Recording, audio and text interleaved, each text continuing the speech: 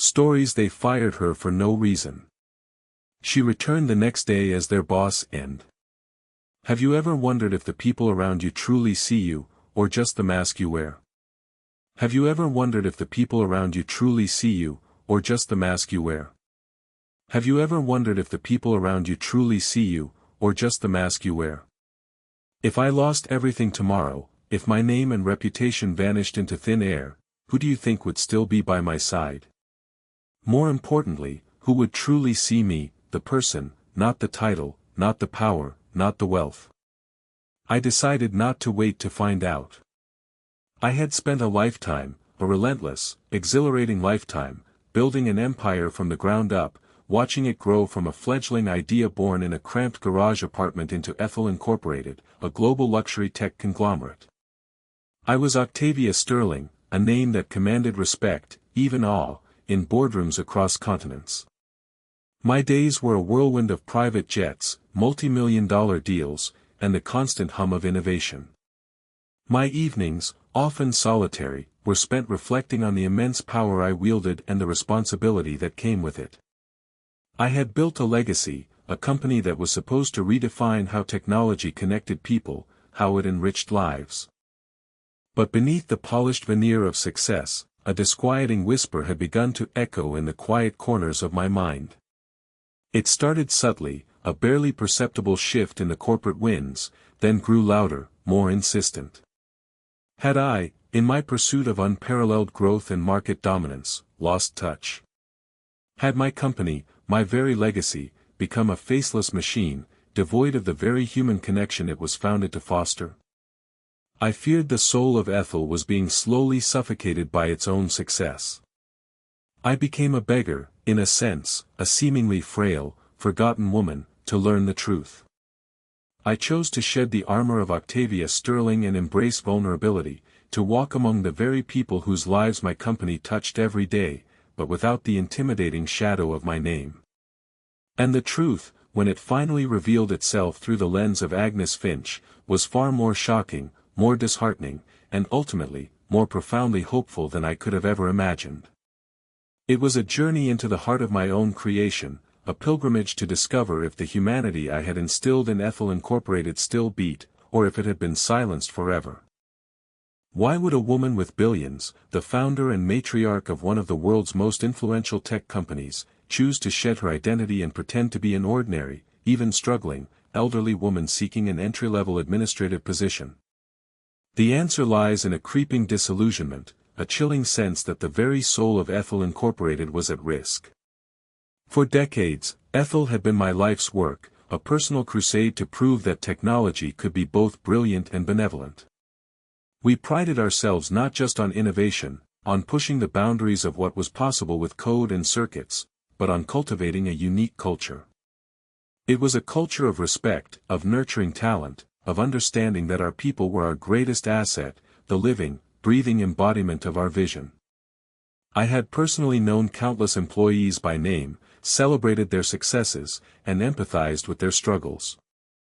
We had community kitchens, generous educational grants, and a philosophy that encouraged bold ideas, even if they sometimes led to failure. But in my semi-retirement, as I had gradually stepped back from the day-to-day operations, seeking to allow new, younger leadership to flourish, whispers began to reach me. They were not mere office gossip, fleeting and dismissible. These were persistent, consistent, and deeply disturbing murmurs. Rumors of a toxic corporate culture, of ruthless ambition overriding empathy, of employees being treated as expendable resources rather than valued contributors. I heard tales of aggressive targets, of impossible deadlines, of managers who demanded loyalty but offered only scorn. There were stories of brilliant young minds burning out, of creative spirits being crushed under the heel of profit margins, of people afraid to speak up lest they be branded, not a team player. I dismissed them at first.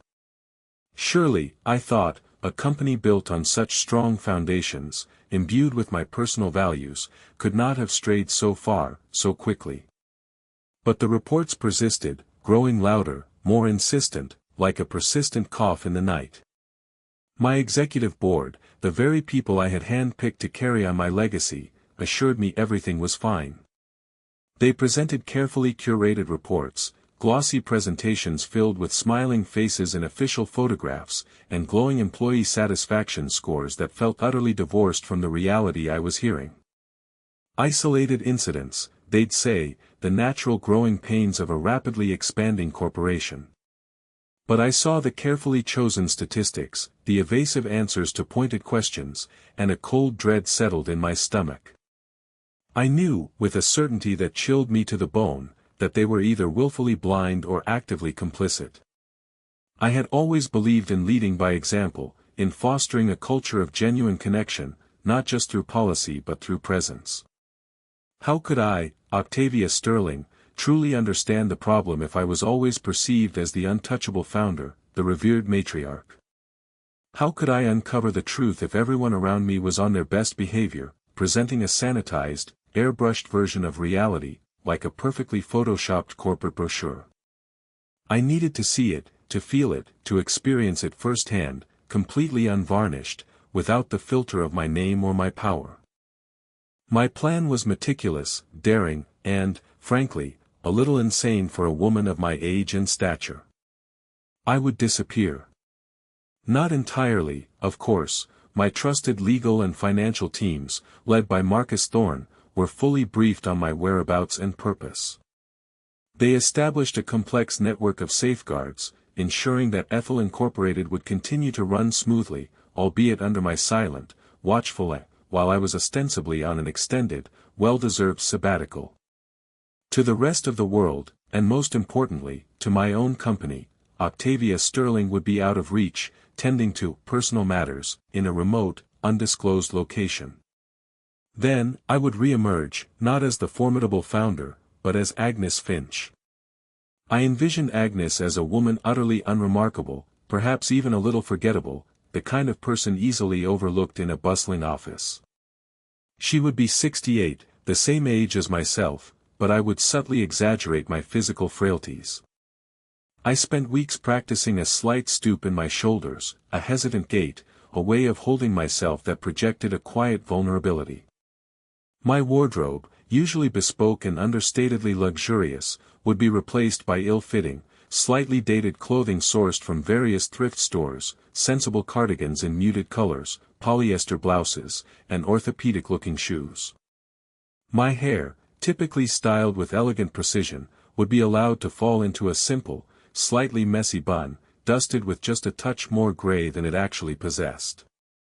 My hands, accustomed to signing multi-million-dollar deals with a firm, decisive stroke, would be made to tremble slightly when handling technology, a deliberate feigned clumsiness. I would cultivate a persona of technological ineptitude, a sweet, well-meaning but utterly overwhelmed senior citizen trying to re-enter the workforce, a relic of a bygone era struggling to keep up. I chose one of Ethel's flagship branches, a gleaming monument to modern architecture and technological prowess, nestled in the heart of a bustling financial district. This was a branch lauded for its efficiency and profitability, metrics that my board consistently praised. It was precisely the kind of place where the ruthless, numbers-driven culture I suspected might flourish unchecked, where the pursuit of quarterly gains could easily overshadow the human element.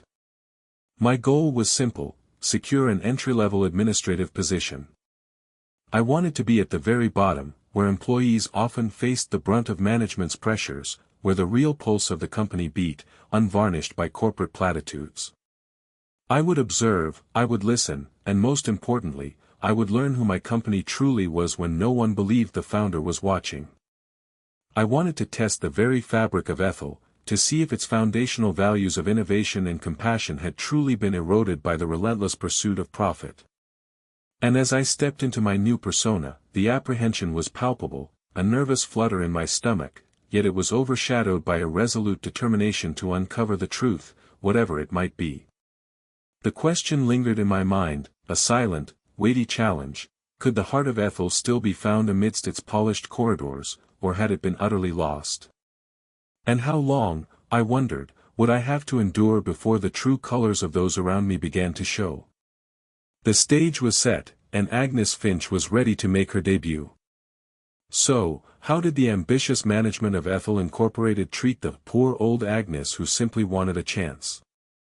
The answer, as I slowly began to piece together day by day, was a disheartening, yet utterly revealing, tapestry woven with threads of callousness and, surprisingly, unexpected kindness. My journey as Agnes Finch began with an interview that was less an evaluation of skills and more a thinly veiled exercise in dismissal. The Ethel building itself, usually a source of immense pride, now felt intimidating as I shuffled through its gleaming, impersonal lobby. I felt the subtle glances of younger, impeccably dressed employees, their eyes quickly sliding away, dismissing me as just another elderly visitor. Blair Thorne, the branch manager, was precisely as I had imagined, late 30s, sharp suit, every strand of her dark hair perfectly in place, an even sharper gaze that seemed to miss nothing.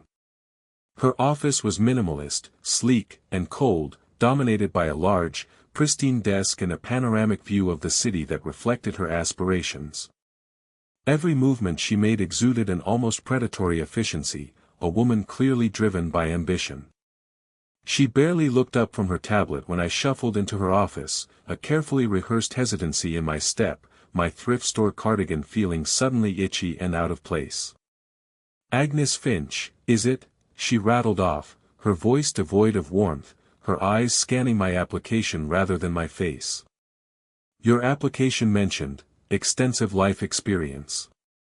We're looking for someone tech-savvy, dynamic, a real go-getter. Are you sure this entry-level admin role is suitable? Our pace is quite demanding." The question wasn't genuine, it was a challenge, a subtle way of telling me I didn't belong. I offered my practiced, slightly nervous smile, my hands clasped tightly in my lap. "I'm a quick learner, Ms. Thorne. And I believe a good work ethic is timeless, regardless of technology. I'm eager to contribute." Blair let out a dismissive huff, a barely suppressed sigh of impatience. "Well, we'll see. We have extremely high standards here, Agnes. We're Ethel Incorporated, not some local library volunteer program where you can just sit around." She ended the interview abruptly, standing before I had even fully processed her last sentence, leaving me with the distinct impression that my application was already destined for the shredder. Her dismissive air, the subtle condescension, confirmed my worst fears about the new culture. Yet, to my surprise, a week later, I received a call offering me a probationary administrative assistant position. My extensive life experience, which, to her, likely translated to a lack of ambition to climb, and the fact that I was willing to work for an entry-level salary, well below market rate for the city, must have appealed to her profit-driven mind. It confirmed my suspicion. To Blair, I was simply a cheap, disposable resource, a number on a spreadsheet, easily replaced if I didn't perform to her exacting, often unreasonable, standards. My first day as Agnes was a blur of deliberate technological disorientation. The very air of the office felt different now, heavy with unspoken pressures and a competitive hum I hadn't felt as Octavia. I was seated at a desk tucked away in a dimly lit corner, a place I suspected was chosen for its obscurity, ensuring I wouldn't be in the way or visible to important clients. It was equipped with a state-of-the-art computer that, in my guise, I treated as an alien artifact, poking at its sleek screen with tentative fingers. My tasks were initially simple, almost insulting, sorting physical mail, a rarity in a digital age, clearly busy work, filing paper documents that had long been digitized and archived, and making coffee for the executive team, a task usually relegated to the youngest intern. These were menial, almost insulting tasks, designed, I suspected, to push me to quit, to make me feel utterly useless. Every time I fumbled with the coffee machine, pretending to misunderstand the settings, I felt a deep ache in my chest, not for myself, but for what Ethel had become. Enter Lennox Hayes, the senior marketing associate.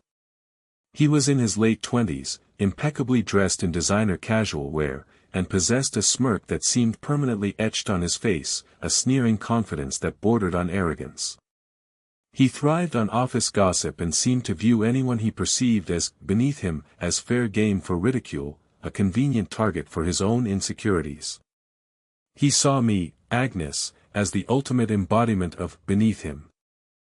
"All right, Agnes," Lennox drawled on my second day, leaning over my desk with an exaggerated sigh, his expensive cologne assaulting my senses.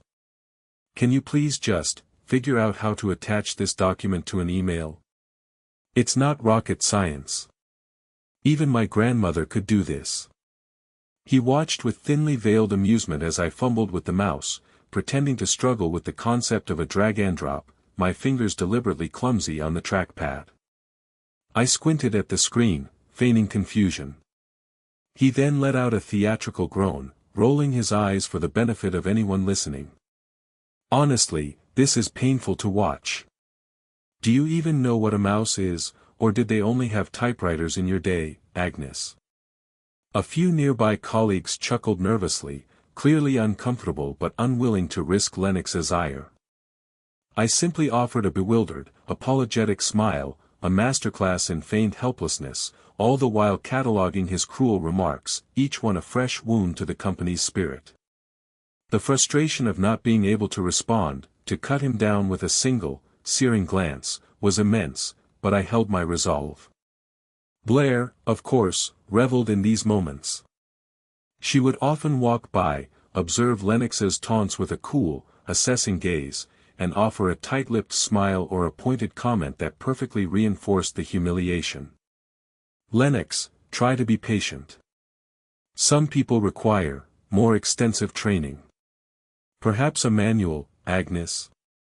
The implication was clear: I was a burden, a drain on resources, a problem she wished would solve itself by disappearing. The tasks grew more impossible, designed to expose my perceived incompetence.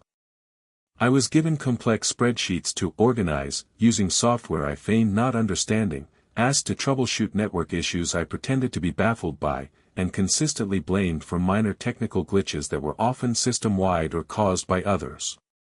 One particularly memorable incident involved a critical client presentation file that mysteriously went missing from a shared drive, just hours before a crucial meeting. Blair immediately summoned me to her office, her face a thundercloud. "Agnes, did you, by any chance, touch this presentation file?" she asked, her voice dangerously calm, though her eyes were alight with barely contained accusation, pinning me to the spot. "It's gone. Completely vanished. This is a multi-million-dollar account, Agnes. Do you understand the gravity of this?" I stammered, my hands fluttering nervously to my chest, my voice a quavering whisper. "Oh, dear. I don't recall, Miss Thorne. I was only trying to organize the desktop icons, as you asked. I remember seeing a folder labeled Client Presentations, but I didn't open it." The truth was, I hadn't touched the file. I knew exactly who had moved it, Lennox, in a clumsy, self-serving attempt to optimize the shared drive for his own convenience, then forgotten about it, as he often did with trivial tasks. But my disguise prevented me from revealing this, from exposing his incompetence and carelessness. Blair seized the opportunity, her voice rising with each word, attracting the attention of half the office, making sure her performance was well attended. "Organize desktop icons. Agnes, this is not a game. This is professional work. You're costing us time, money, and potentially our reputation. This is absolutely unacceptable. One more mistake like this, and I'll have no choice but to let you go. Do you understand?" Her voice cut through the office hum, a public shaming designed to send a clear message. She was making an example of me, humiliating me publicly to reinforce her authority and, perhaps, to impress her own superiors. I nodded, a picture of shame and confusion, my heart aching not for myself, but for the company that allowed such cruelty to fester, for the employees who had to endure this daily. Throughout these torments, I meticulously observed everyone. Most averted their gaze, uncomfortable but unwilling to intervene, their faces a mixture of pity and fear. A few, like Lennox, actively participated in the mockery, finding a cheap thrill in my perceived distress. But then, there was Kalen Reed. Kalen was a junior app developer, barely out of university, with bright, earnest eyes that held a quiet intensity and an almost old-fashioned sense of decency. She was precisely the kind of idealistic young talent Ethel was supposed to nurture, the kind of person I had always sought to empower.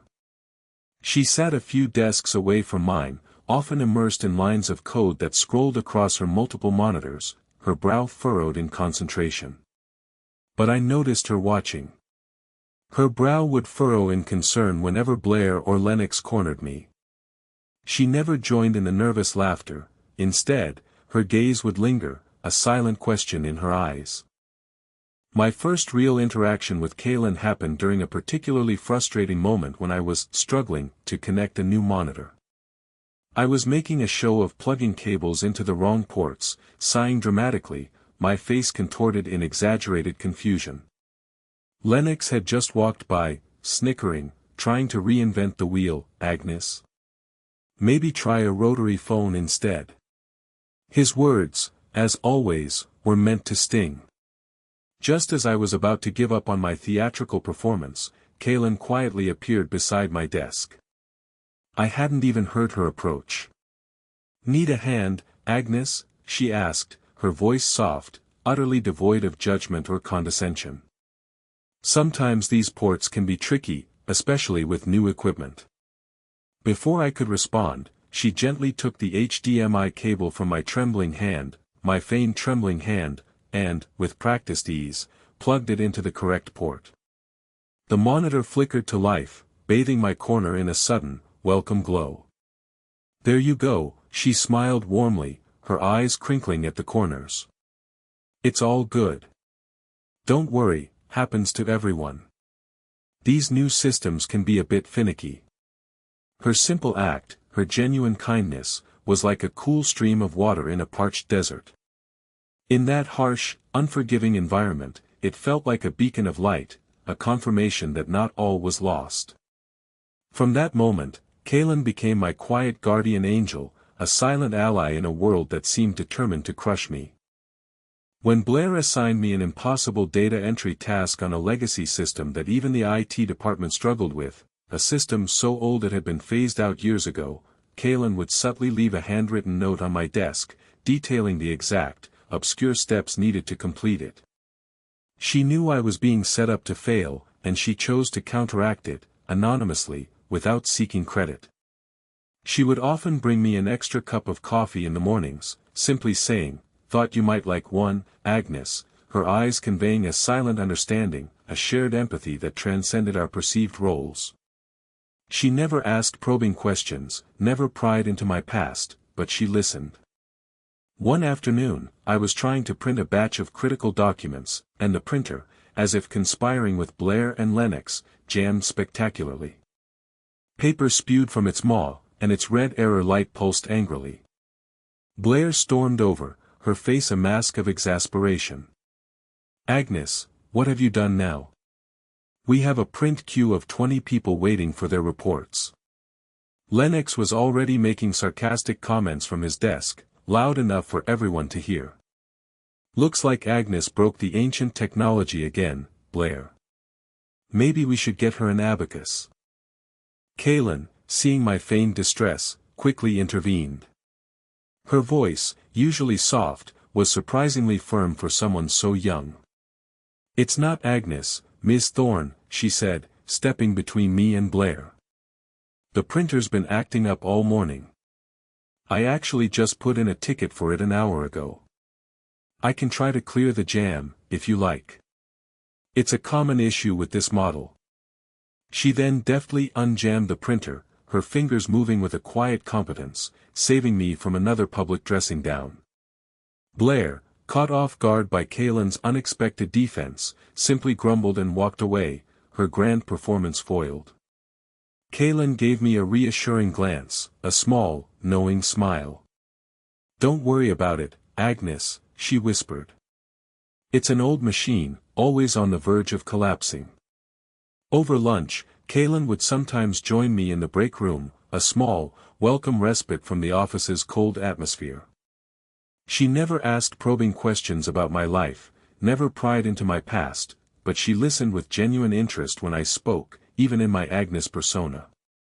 She'd talk about her passion for app development, her dreams for Ethel, and how she believed technology could truly make a difference in people's lives. She spoke of the company's original vision, the one I had poured my life into, with a reverence that touched me deeply.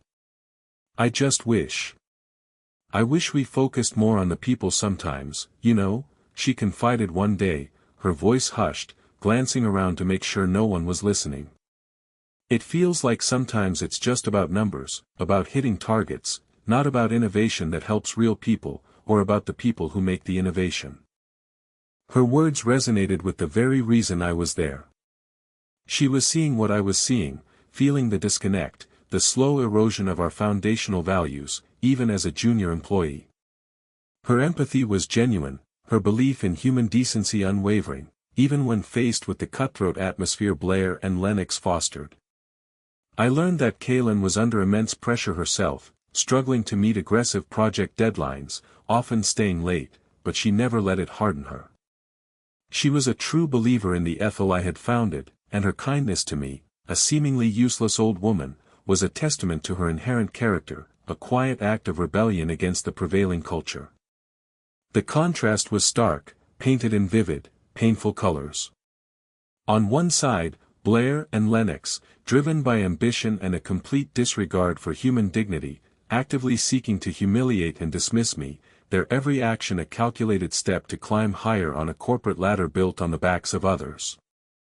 On the other, Kaylin, a quiet force of compassion, extending grace and support simply because it was the right thing to do, because she saw a fellow human being.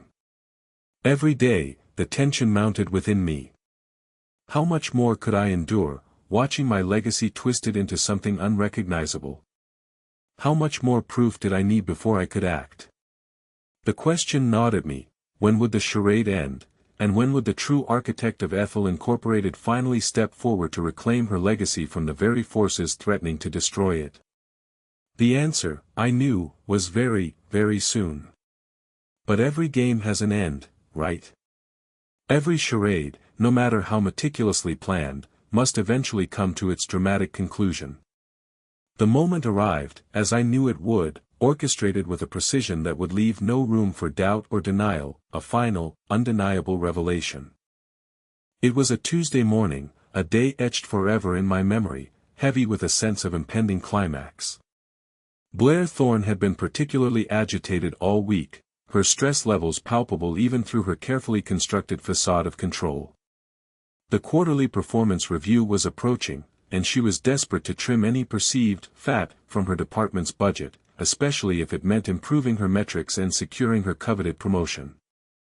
I had been given a truly impossible task: to manually transcribe hundreds of pages of handwritten client feedback forms into a digital database by the end of the day, using an outdated, error-prone software that frequently crashed. It was a task designed to fail, an inescapable trap, and Blair had made it clear, with thinly veiled threats and icy glances, that my job depended on its completion. I, as Agnes, had been struggling all morning, making a show of squinting at the tiny script, my fingers hovering over the keyboard as if unsure where to begin, typing with agonizing slowness, and frequently, accidentally, deleting entire sections with a frustrated sigh. This elicited exasperated sighs and open mockery from Lennox, who seemed to take personal delight in my misery. Kaylin, meanwhile, had quietly offered to stay late and help me, her youthful optimism and inherent kindness still shining through despite her own demanding workload and the palpable tension in the office. My heart swelled with a quiet pride for her, a deep appreciation for her unwavering spirit, even as my internal fury for Blair and Lennox reached its zenith. I knew this was the moment. Around 3 p.m., the air in the office crackled with an unspoken expectation. Blair summoned me to her office. Her face was set in a grim, self-satisfied expression, a predator about to deliver the final blow. Lennox stood beside her, a smirk playing on his lips, clearly anticipating the spectacle, eager to witness my final humiliation. "Agnes," Blair began, her voice dripping with artificial regret, a performance for any casual observer. I'm afraid this isn't working out. Your performance, it's simply not meeting Ethel's standards. The client feedback transcription, for example, is nowhere near complete, and what little you've done is riddled with errors. She gestured dismissively towards my desk, where I had deliberately left the half-finished, error-laden work visible, a testament to my feigned incompetence. This isn't about age, Agnes, it's about competence. And unfortunately, you just don't have it. We're going to have to let you go. Effective immediately. Lennox chuckled softly, a sound that grated on my ears, a cruel whisper designed to amplify my shame. Told you she wouldn't last, Blair. Some people are just, past their prime, aren't they? I stood there, embodying Agnes's feigned shock and distress. My eyes widened, my lower lip trembled slightly, exactly as I had practiced. Oh, dear. I tried my best, Miss Thorne. I truly did. I just don't understand these new machines. My voice wavered, a perfect picture of an old woman broken by modern demands. Blair cut me off, her patience worn thin. Your best isn't good enough, Agnes. Now, please gather your belongings. Security will escort you out. She glanced pointedly at her watch, a gesture of dismissal that left no room for appeal. And just in time, too. We have an urgent executive board meeting scheduled in the main conference room in 5 minutes. A rather significant announcement is expected from our founder's office. You wouldn't want to hold that up. Her tone implied my very presence was an inconvenience, even in my departure. As if on cue, a sudden, almost reverent hush fell over the entire office. The main entrance doors, usually bustling with activity, swung open with a soft sigh of hydraulics. A figure walked in. Not just a figure, really, but a whirlwind of expensive tailoring and an air of unmistakable, unyielding authority. It was Marcus Thorne, Blair's older brother and a prominent corporate lawyer, known for handling high-stakes legal matters for Ethel. He moved with an almost regal bearing, his face unreadable. And behind him, 2 burly, suited security guards, not the usual friendly office security, but men with a professional, unsmiling demeanor, their presence immediately signaling gravity. Blair's eyes widened slightly in surprise, a flicker of apprehension crossing her usually composed face. Marcus? What are you doing here? And who are these men? She asked, her voice tinged with a nervous edge.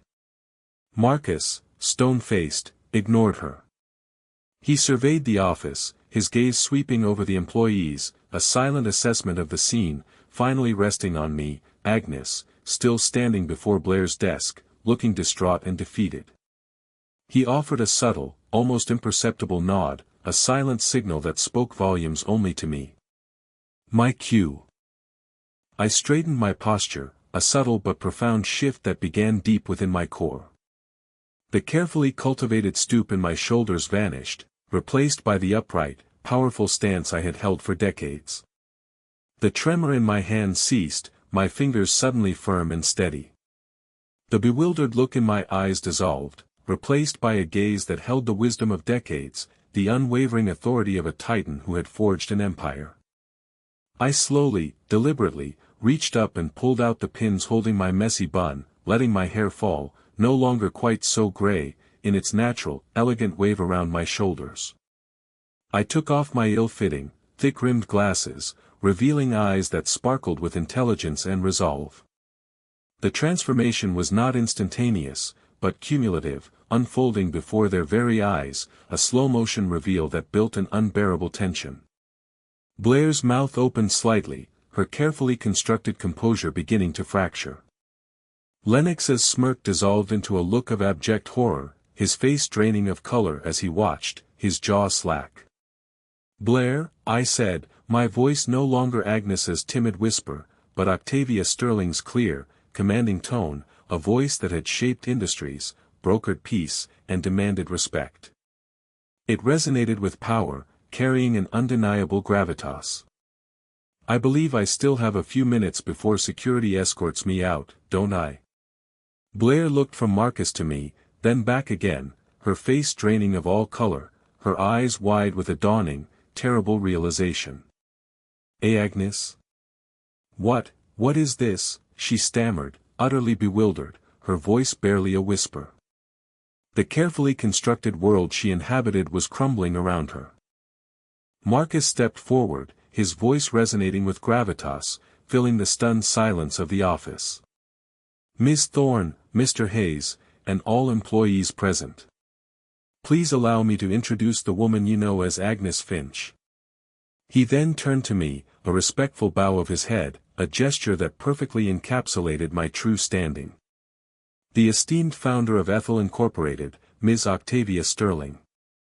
The words hung in the air, shattering the silence of the office like a glass dropped on marble.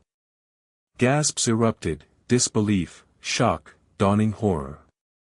Lennox took a stumbling step backward, knocking over a potted plant with a crash, the sound jarring in the sudden, profound quiet. Blair's face was a mask of utter devastation, her eyes wide with a dawning, terrible realization. The full weight of their actions, their cruelty, their dismissal, suddenly crashing down upon them with the force of a tsunami. I met Blair's gaze, my own unwavering, cold and piercing. "You're right, Blair," I said, my voice calm but laced with steel, a promise of retribution. My performance as Agnes Finch was indeed unacceptable. Unacceptable for a company that claims to value its people, its integrity, and its foundational principles. And your performance, as a representative of Ethel Incorporated, was even more so.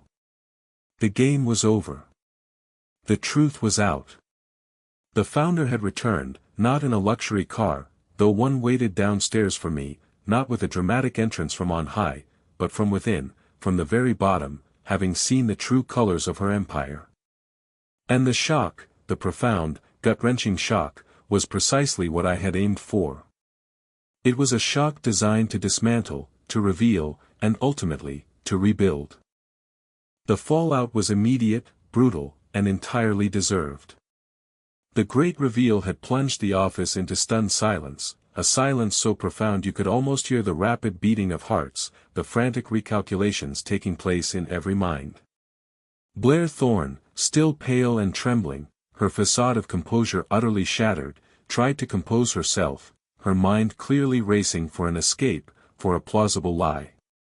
Lennox Hayes, utterly shattered, was openly sweating, his previous arrogance evaporated into thin air, replaced by a ghastly pallor. Ms. Sterling, Blair finally managed, her voice a reedy whisper, a stark, pathetic contrast to her usual commanding tone. I can explain. There must be some misunderstanding. We were simply trying to uphold company standards. Agnes was, well, she was struggling. She gestured weakly towards my former desk, as if her justification lay in my feigned incompetence. I regarded her with a cold, piercing gaze, allowing no room for her desperate pleas. Misunderstanding, Blair. I was dismissed for incompetence and not meeting Ethel's standards. Yet, for weeks, I observed a consistent pattern of deliberate humiliation, impossible tasks, and a complete disregard for human decency. Is that your definition of company standards? My voice, firm and resonant, left no doubt about the gravity of her transgressions. Before she could stammer another excuse, Marcus Thorne stepped forward, his presence a wall between her and any further evasion. Ms. Thorne, Mr. Hayes. Following Ms. Sterling's observations, and a comprehensive review of performance metrics and employee feedback that has been underway for some time, a review initiated long before Ms. Sterling's sabbatical, I am authorized to inform you that your employment with Ethel Incorporated is terminated, effective immediately. His voice was devoid of emotion, a pronouncement of law. Blair's eyes widened, a desperate plea forming on her lips, but Marcus continued, unyielding, delivering the crushing blow. Furthermore, Ms. Thorne, due to your gross mismanagement, the systematic fostering of a toxic work environment, and your documented history of retaliatory actions against employees, Ethel Incorporated will be pursuing legal action for breach of contract and damages incurred to the company's reputation and employee morale. All company benefits, including your vested stock options, are hereby frozen pending further review. You will be escorted from the premises. The color drained from Blair's face completely, leaving it an ashen gray. Her mouth hung open, but no words came out, only a choked, soundless gasp. The empire she had so ruthlessly built on the backs of others had crumbled in an instant, not just her job, but her entire future, her reputation, her financial security. The two security guards, who had been standing impassively, now moved forward, one on each side of her. She offered no resistance, simply staring ahead with vacant, hollow eyes as they gently but firmly guided her towards the exit, her once proud shoulders slumped in utter defeat. Her reign of terror was over, extinguished with a quiet, devastating efficiency. Lennox Hayes, witnessing Blair's downfall, tried to shrink into the background, hoping to become invisible. But Marcus's gaze, equally unforgiving, found him. "Mr. Hayes, your employment is also terminated, effective immediately. Your consistent unprofessional conduct, documented instances of harassment, and active participation in creating a hostile work environment are unacceptable. You will receive a severance package as per your contract, but rest assured, your actions here will be duly noted for any future references." Lennox, utterly defeated, nodded numbly, too stunned to speak, his face a mask of utter despair.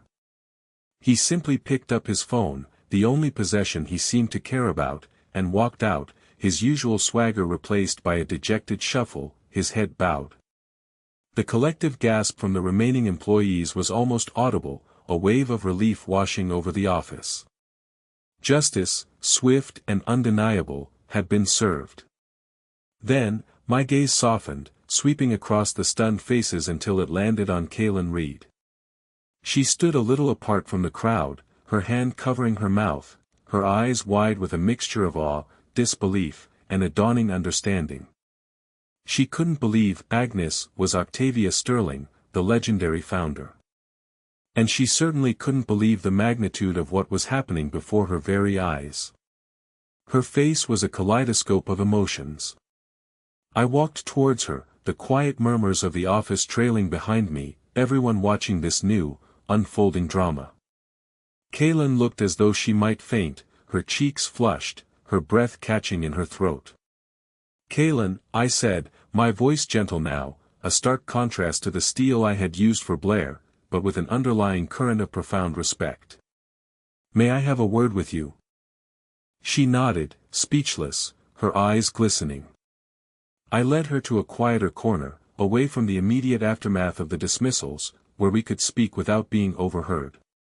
"Kaylin," I began, my voice soft but clear, "for weeks, I observed this branch, this specific microculture you were forced to navigate. I saw the challenges, the immense pressures, the insidious negativity that seeped into its walls, poisoning the very air. But more importantly, I also saw you."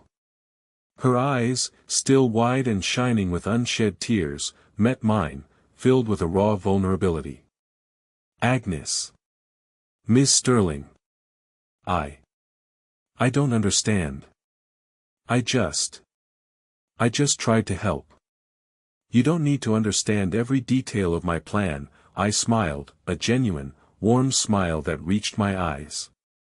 "What you need to understand, Kaylin, is that your kindness, your unwavering belief in helping others, your quiet acts of compassion, the notes, the coffee, the printer, the simple act of listening, did not go unnoticed. While others saw a burden, an inconvenience, a target for ridicule, you saw a person. You upheld the true values of Ethel Incorporated when others actively sought to dismantle them, piece by cruel piece. You are precisely the kind of talent, the kind of human being, this company was founded to champion, to empower, to elevate." I paused, allowing my words to sink in, watching the realization dawn on her face.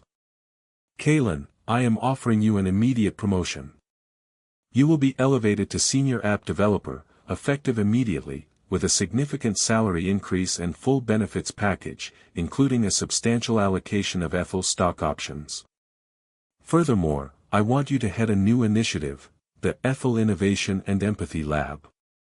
This will be a special division, personally funded and overseen by me, dedicated to developing user-centric, socially impactful applications, fostering a culture of collaborative innovation and genuine care that places human needs at its core.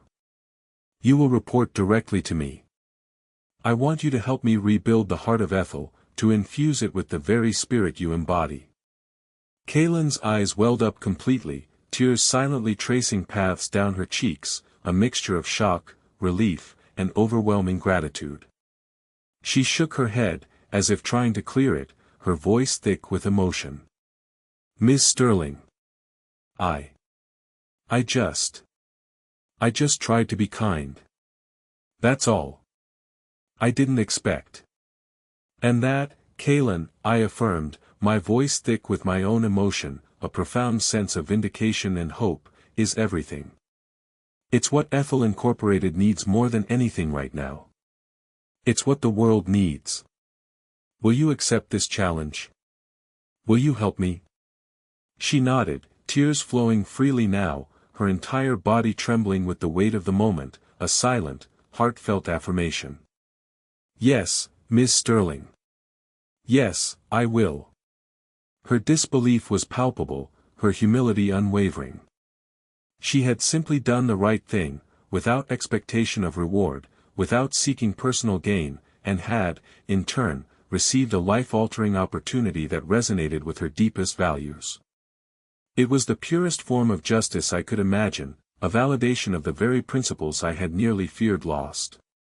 A single act of kindness, quietly extended, had illuminated the path forward for my entire company. So what happened to them all?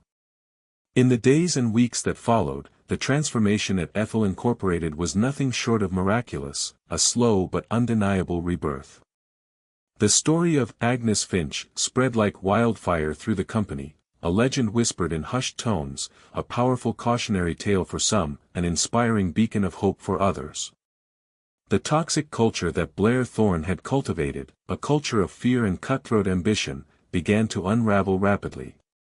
With her and Lennox gone, and a new, empathetic leadership under Kaylin's guidance, the atmosphere in that flagship branch, and indeed across other departments I discreetly investigated, began to shift. It was a painstaking process, requiring consistent oversight and unwavering commitment, but the change was real, palpable.